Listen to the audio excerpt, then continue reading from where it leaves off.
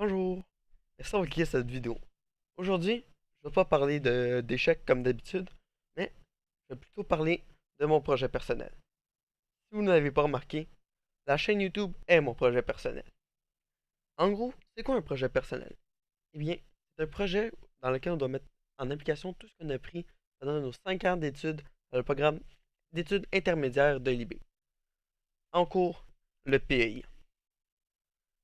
Mon projet, c'est pour cela qu'à la fin de chacune de mes vidéos, je mets dans la description un sondage qui va m'aider à remplir le rapport pour mon projet personnel.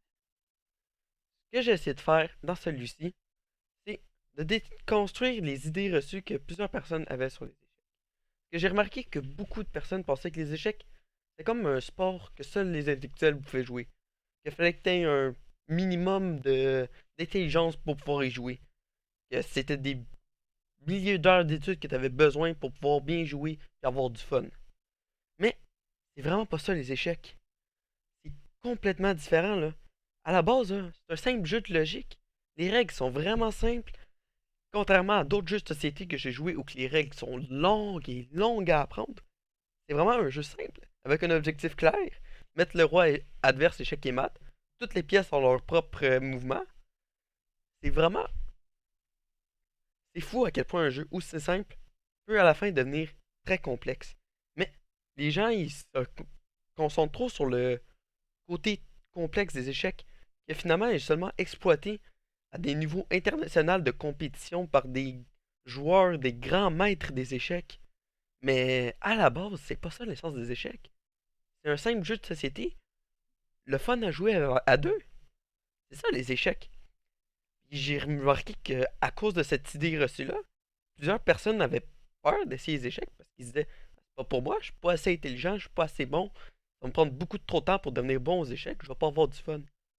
C'est pour ça que j'ai créé ces vidéos-là. C'est pour essayer de simplifier ça, les échecs.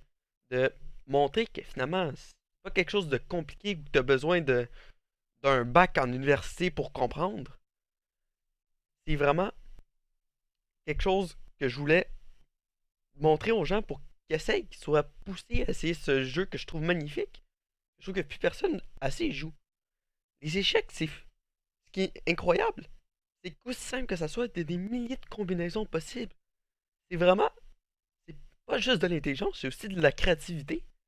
Parce que j'ai remarqué qu'aux échecs, t'as le plus de fun quand t'es créatif, quand tu fais des attaques qui sont drôles, même s'ils te font pas gagner, ça te met dans des positions qui sont beaucoup plus intéressantes. Les parties où j'ai eu le beaucoup plus de fun, c'est quand je faisais des coups qui étaient fous.